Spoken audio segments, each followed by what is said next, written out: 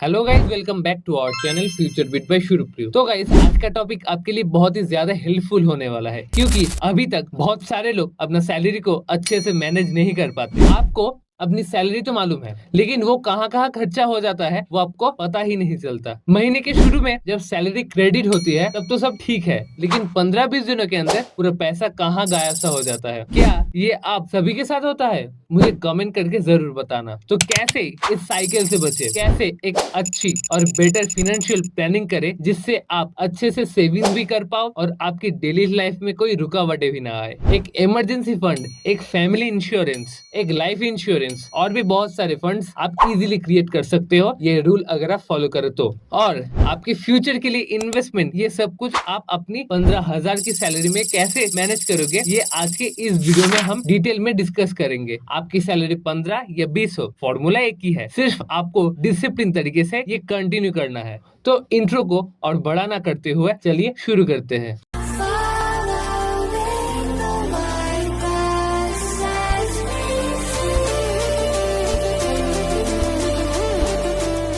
तो गाइस, मान लीजिए राहुल एक बंदा है जो कोलकाता में नौकरी करता है। उसका सैलरी में से कंपनी पीएफ डिडक्ट करके उसे इन हैंड 15,000 सैलरी प्रोवाइड करता है कंपनी। तो इस 15,000 में वो कैसे और कितना अमाउंट एडजस्ट करे कि उसका लाइफ अभी से बेटर हो जाए, चलिए देख लेते हैं। राहुल एक रेंटेड हाउस में रहता है जिसका रेंट है 3,000। महीने का इलेक्ट्रिसिटी बिल और वाटर चार्जेस सभी उसमें मिला के है। ट्रेवलिंग एक्सपेंसेस, वो हर रोज ऑफिस जाता है, इसलिए उसका ट्रेवलिंग एक्सपेंसेस करीबन 1500 या उसके आसपास का होता है, 1500 ही पकड़ लेते हैं। ग्रोसरी एंड फूड मिला के 3,500 और एंटरटेनमेंट जिम ये करीबन 1500 का लग जाता है। और अदर यूटिलिटीज जैसे कि मोबाइल रिचार्ज, इंटरनेट, ये सब मान लीजिए 500 का। तो सारे एक्सपेंसेस को यहाँ तक जोड़ के टोटल हो रहा है 10,000। ये एक्सपेंसेस थोड़ा कम या ज्यादा हो सकता है, लेकिन एवरेज इतना ही होता है। तो अब राहुल के पास बचता है 5,000। अब इस 5,000 का यूज बहुत ध्यान से करना है। तो सबसे पहले आप एक इमरजेंसी पर्पस के लिए 2,000 का एक फंड बनाइए, जिसको आपको आपके बैंक में रख देना है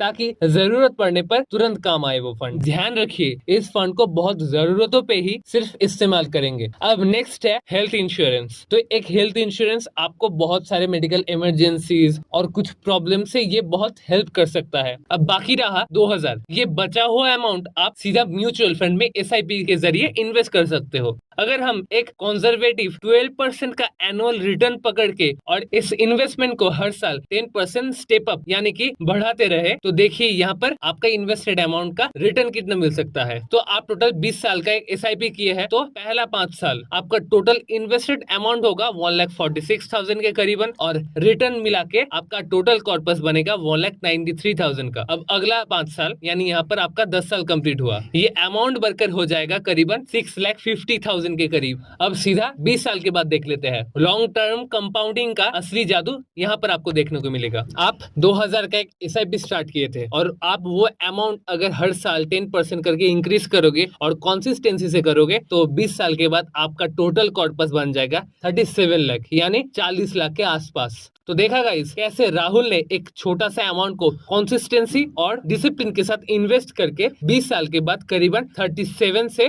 40 लाख का एक बड़ा कॉर्पस क्रिएट कर लिया है। ये आप भी कर सकते हो अगर आप ऐसे ही सिस्टमेटिक वे में अपनी पूरा सैलरी को यूटिलाइज करोगे। अगर ये इंफॉर्मेटिव वीडियो अच्छा लगा तो लाइक, शेयर और कमेंट जरूर करो, और जाते जाते चैनल को सब्सक्राइब करना मत भूलो। ऐसे ही और इंफॉर्मेटिव वीडियो आएगा तो हमारे चैनल के साथ जुड़े रहो। तब तक के लिए जय श्री राम।